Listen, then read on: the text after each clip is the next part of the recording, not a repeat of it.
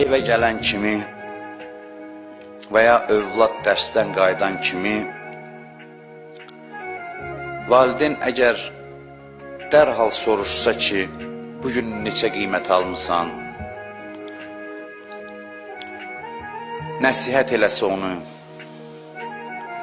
dərslərini yaxşı oxu, dərslərə diqqət elə, danlasa onu və yaxud da niyə mən gəlmişəm, sən dərslə məşğul deyilsən, yaxud da başqaları ilə müqayisə eləsə, filan kəsin uşağına bax, o yaxşı oxuyur, sən yox. Deyirlər, bütün bunlar uşağı dərs oxumaqdan da iyrəndirir. Valideynə münasibətinə də mənfi təsir göstərir. Baxmayaraq ki, ata-ana bunu sevgidən eləyir, məhəbbətdən eləyir. Belə olanda atanın evə gəlişi, qapını döyməsi onda stres yaradır, narahatlıq yaradır.